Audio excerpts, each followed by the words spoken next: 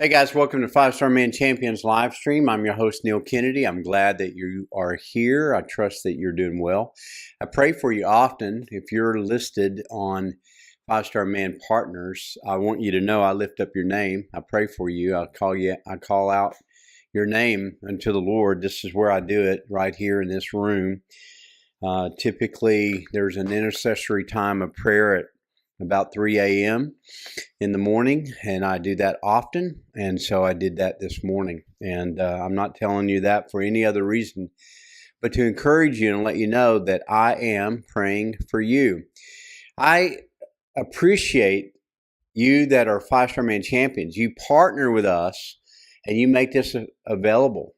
All of the curriculum, all of the books, all of the events that we do, everything is made possible because we have champions who are supporting, partnering with the message of biblical, authentic manhood. I have some pretty exciting news for you. I hope that you are getting the newsletter that we send out. We send out thousands of emails, and this email went out just a few days ago.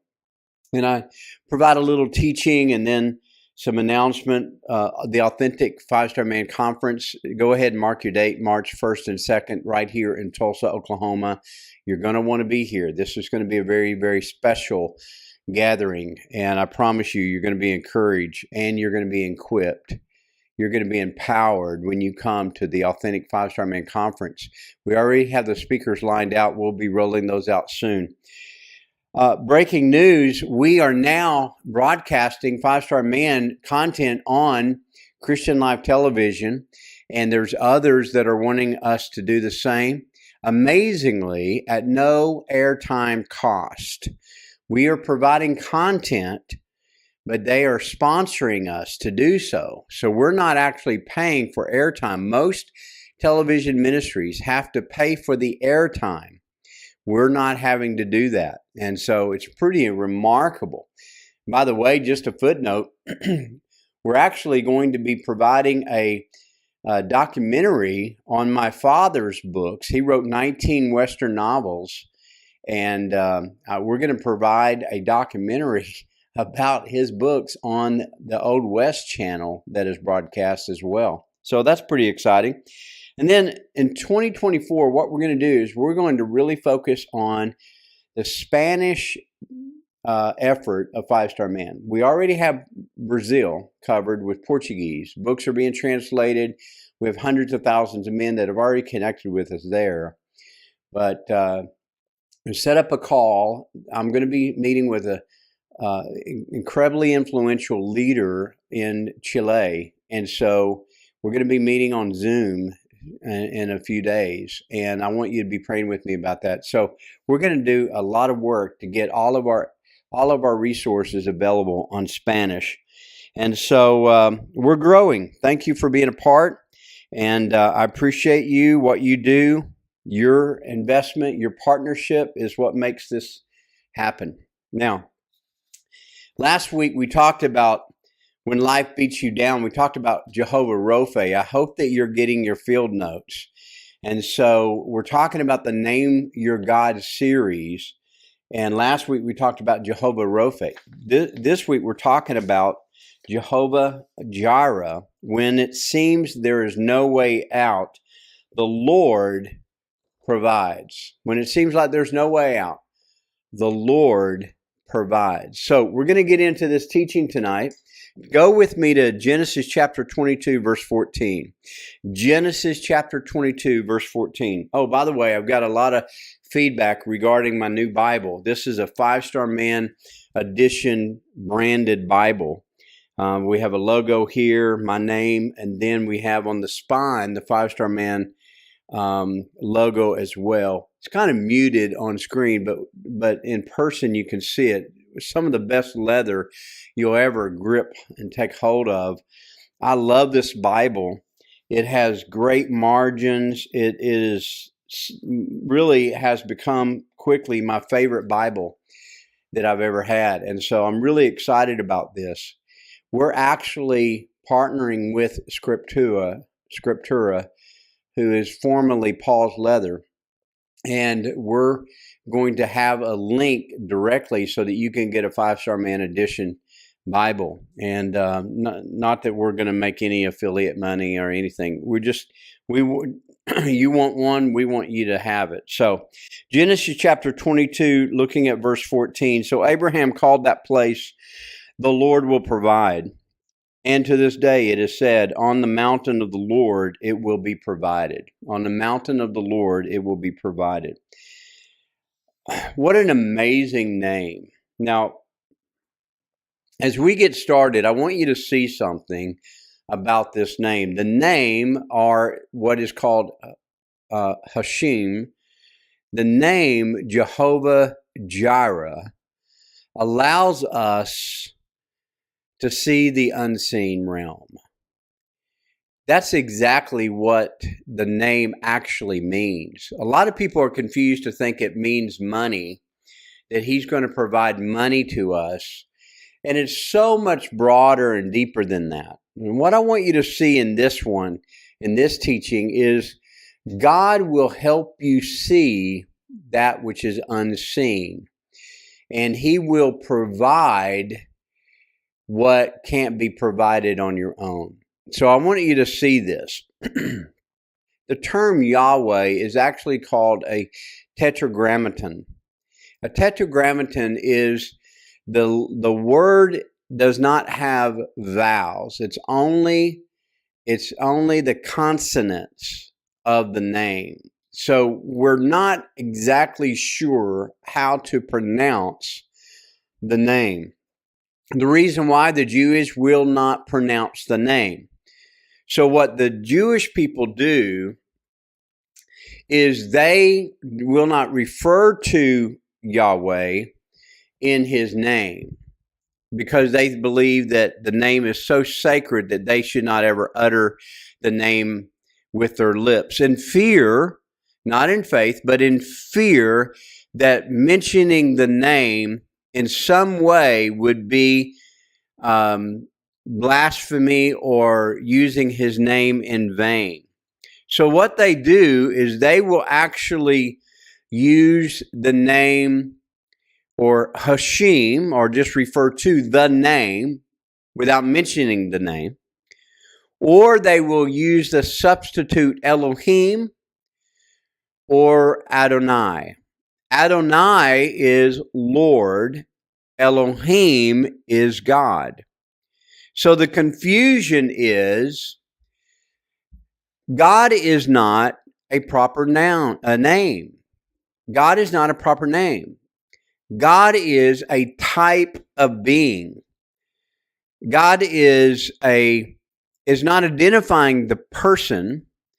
It's just simply referring to the type of being that God is. So he is an Elohim, but he's not exclusively an Elohim. There are other Elohims. There are the sons of Elohim, and they are referred to as Elohim. So that's why it's so important for us to name your God. Because simply because somebody refers to God does not mean in any way, shape, or form that they're referring to the name Yahweh. They're not referring to the God that you and I know. That's why this series is so important. Name your God. Because it's like if I were to call you and I would just say human. Rather than calling you by your name, rather than calling out Mark or Paul or Tim, rather than calling out names, I would just refer to human. And then I would refer to another human. So I don't know and I can't identify the specific human that I'm speaking of because I'm only referring to the type of being that you are. I'm not referring to your name. That's why name your God is so important because in this tetragrammaton, it's the YHWH, which is typically pronounced Yahweh, or in the English version, we would refer to as Jehovah or Jehovah. The J is typically pronounced with a H sound. So Jehovah, Yahweh, Jehovah, or Jehovah, meaning the name that is given. So I know that I'm getting down to the weeds here, but it's important because of the confusion of the name. In fact, this is why Moses was so adamant in Exodus 3:14. He says to God, he says, look, you want me to go back to Egypt. Egypt has a lot of gods. And you want me to say that God has sent me. So I need to know which Elohim has sent me. I need to know the God. I need to know the name that will distinguish the sender. And that's why it's so important that Moses says this. And he says, I need to know. And so God answers Moses and says, I am that I am. I am that I am. What he's saying is the one who exists and the one who causes to exist. Now, that name reminds us of a couple scriptures, doesn't it? John chapter 1. So, John chapter 1, verse 3, you see it very clearly, basically the record of his name. And we see this all through Scripture. We see that a name that is given is then expressed in so many other ways in the New Testament. But John chapter 1, verse 3 says, in him all things, through him all things were made. Without him nothing was made that has been made. In him was life. Remember last week when we talked about Jesus saying that, or demonstrating that the character of God can't be separated from the acts of God. So Jehovah-Jireh is that he's healer. So his action of healing can't be separated from his character and his essence of healing. So when you are asking God for healing to manifest in your body, you are simply asking for the character of God to show up on your behalf. It doesn't require a decision on his part. It doesn't require you to win the lottery. It doesn't require for the fate of the universe to come into play. When you call upon God, Yahweh, Rophe, then you're calling upon him as healer, and the essence and the nature of who he is, the character of who he is, manifests. You see this when Mary was saying concerning her brother Lazarus who had died. She said, I know that he will come back again to life on the day of resurrection. What does Jesus say? He does not say, I will make that happen. He says, I am the resurrection. It happens because of who he is, not just because he decides to do it. I hope that you're getting this. And so what I want you to see is the existing one causes everything else to exist. Because of him, the source of life, the source of what is unseen, we're able to see it. He calls those things that are not as though they were. Colossians chapter 1, verse 16, also is expressing to us exactly the same concept. So go to Colossians, GE Power Company, Galatians, Ephesians, Philippians, Colossians, in case you need to know how to get those in order. Colossians chapter 1, verse 16. Colossians chapter 1, verse 16 says, for in him all things were created, things in heaven and on earth, visible and invisible. Visible and invisible. So all of this is giving us an understanding of who Abraham is dealing with. So you know the story, but what I want you to see is, remember, God is a type of being, not the personal name. So we need to name your Elohim, name your God. So Abraham discovers Jehovah-Jireh. How does he discover Jehovah-Jireh?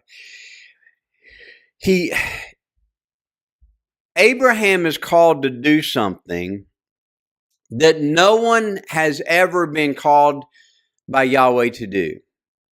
Not before Abraham, nor after Abraham has the one true Most High God called upon a man to make a human sacrifice. This is the one and only time that this has ever happened. What is happening with God to call Abraham to the mountain of the Lord to make a sacrifice of his promised son? You remember that Abraham received his son Isaac by the Spirit work. The scripture is very clear that Ishmael was a product of the flesh. Isaac was a byproduct of the Spirit. Isaac came by the promise. Ishmael came by fleshly desires. It was a fleshly, carnal attempt to fulfill a supernatural need. Isaac, on the other hand, is the direct result of believing God. So Isaac is the promised son, and God made a promise to Abraham. It is through your son Isaac that the promise that I've made you will be reckoned. So now, how does it make sense that God is requiring of Abraham the human sacrifice of the promised son? And yet, that's exactly what he's doing. So Abraham obeys, and he takes his son, his only son Isaac, the promised son, the son of the promise, and he takes him to the mountain that the Lord shows him. And he says to his servants, "You wait here with the donkeys. My son and I will go worship the Lord." And then he says this, and now this is vital that you get this. He says, "And we will return." Abraham is speaking prophetically, and he's saying that God may have asked me of this, but I know his character in such a way, that God will resurrect my son if he's asked me to sacrifice him. Now think about that. So now Abraham is believing for the resurrection of the dead simply because he knows his character. Now, guys, I hope that you get this. I hope you understand this, and I hope that you will you will embrace this for some of your own needs. There are times when you may need something, and you've got to base it strictly on the character of God. You got to base everything on the character of God. Good theology is simply the study of the character of God. All of the isms and all of the theories that theologians come up with, and all of the explanations, soteriology and pneumatology and all of these things, all of those are vital and they're important. They're fun to delve in. But if they do not glorify, give explanation of the character of God, what good is it? What good is it if it takes someone away from understanding the character of God? So Abraham understood this, and so Abraham goes to the mountain with his son, and here's the story. Isaac is obviously going to worship with him, and he says, "Now, Father, I know this, I know that we have wood. I know that we have fire. But where's the lamb? Where's the lamb? What an amazing reply that Abraham gives. In Genesis chapter 22, verse 8, he says this, Elohim, Jireh, for himself a lamb. He's saying, Elohim, Jireh, God provider, himself a lamb. Now, notice what he's saying. He's actually saying that the provision of the lamb will come from himself. He's not saying that, Abraham, you're going to provide me a lamb. He's saying, I will provide the lamb. That's who I am. I am Jehovah-Jireh. I am provider. And because of this, and Abraham proves himself faithful, raising the knife, and it was credited as a finished work when Abraham gave his knife raised to slay his son. The angel of the Lord stopped him. And the angel of the Lord, by the way, is really referencing God himself. It's referencing the Yahweh, Yeshua. It's referencing the angel of the Lord is referencing the angel Yahweh, Elohim Yahweh. And there's more teaching to that, but that's what you need to understand. That God himself stopped and said, I see in your heart that you've already done this. And so it's already credited to you. And so he is already resurrected. And here's the stunning reality of what's happening. Then all of a sudden the Lord prophesies. He says, I see that you've done this. Because of this, all of the nations of the earth will be blessed through you. And this is a messianic prophecy that is coming forth, that because of this act, the Messiah is now coming to the earth. And here's the deal. What you're seeing is God needed a man who would believe him and give God license on the earth so that heaven's will would be done on earth as it is in heaven. That's really what's happening. That Abraham, because he believed, God is saying, now I can provide through you the messianic seed that all of the nations of the earth will be redeemed. All of the other Elohim will be displaced. All of the lands will become possessed by those who follow the Messiah. Everything is one at this point. So when it seems like there is no way out in your life, and I've been there many times. I have been and faced, and multiple times, and I've done it recently, and there's in many ways I'm doing it now. There are times when I cannot rely on any of my own resources to get what I need done for the gospel and for the message of FivestarMan. I can't tell you how many times I've faced it since launching FivestarMan, since launching my ministry 37 years ago. I have had to constantly rely upon the provision that comes only from God, because I don't have the resources or the ability to make it happen on my own. I have to go to the mountain of the Lord and call upon the character of Jehovah-Jireh. I have to call upon Him because He's the only one that can provide. Are you getting this? I have to call upon Him because He's the only one that can provide. And you may be in that place today. You may be in the place where you're desperately needing provision in your life.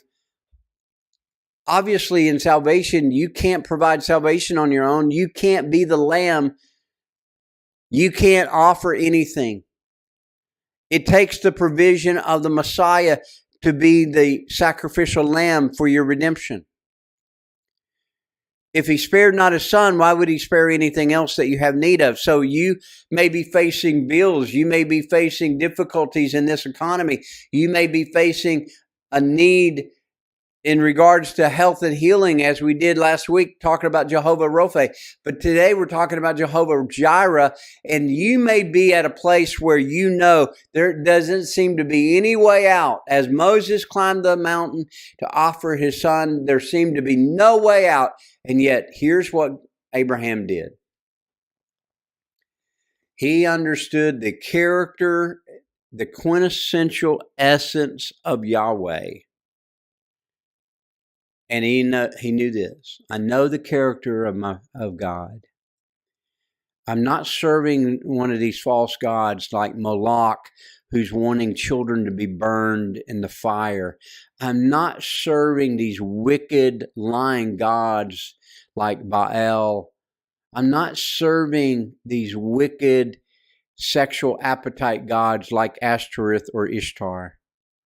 I'm serving a God who is holy and righteous and just, and He loves me so much that He calls Himself, I'll be provider to you. I'll take what is unseen and make it seen. And that's what He did with Jesus.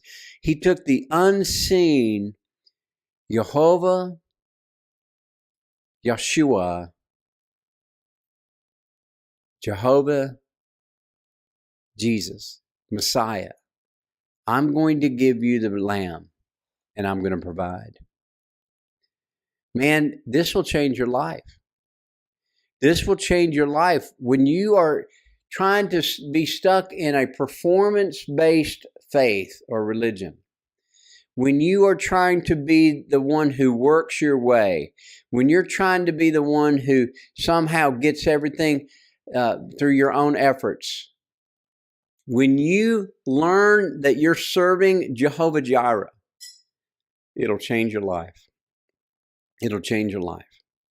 Man, this is such a powerful name, Jehovah-Jireh. And you see why it's so much more than money. It really is about the provision of salvation. It's about the provision of what you can't see, and it will become seen to you. Amen? Did you get something out of this? Give me some feedback and some comments, and I'm grateful for you. I'm thankful for you. We'll see you next time.